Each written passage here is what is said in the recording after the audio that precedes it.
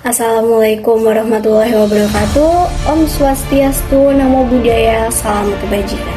Saya Bibit Hairiana dari mahasiswi Universitas Negeri Yogyakarta dengan prodi Administrasi Perkantoran dengan NIM 218113341158. Pada kesempatan kali ini akan mengangkat tema mengenai peran generasi muda dalam menghadapi era Society 5.0. Menghadapi perubahan dan perkembangan zaman yang semakin cepat dan pesat, pada saat ini baru memasuki era revolusi industri yang bergeser ke era Society 5.0, tentunya banyak sekali menghasilkan perubahan-perubahan yang tidak bisa dihindarkan. Pemuda Indonesia menjadi garda terdepan dalam proses perjuangan, pembaruan, dan pembangunan bangsa. Segala potensi yang ada pada pemuda menjadi penentu kualitas bangsa Indonesia di masa depan. Untuk itu, Indonesia harus bisa memanfaatkan potensi pemudanya yang sangat besar, baik dari segi kuantitas maupun dari segi kualitas. Strategi atau hal-hal yang harus dilakukan pemuda agar dapat sukses dalam menghadapi era Society 5.0 adalah yang pertama, mengikuti perkembangan zaman dengan baik. Yang kedua, leadership atau kepemimpinan. Yang ketiga adalah leadership skill atau kemampuan berbahasa asing. Yang keempat, teknologi IT. Dan yang terakhir ada writing skill.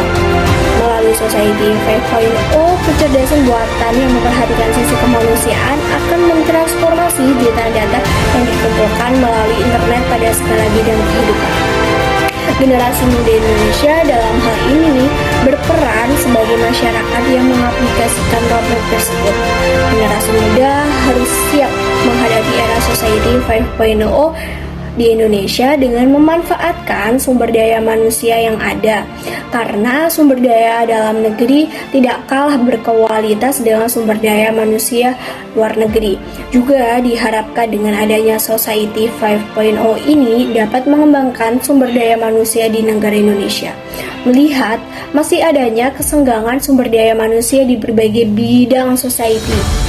Society 5.0 sebagai komplement revolusi industri 4.0 perlu diarahkan pada peran generasi muda untuk kemajuan bangsa Indonesia di masa mendatang.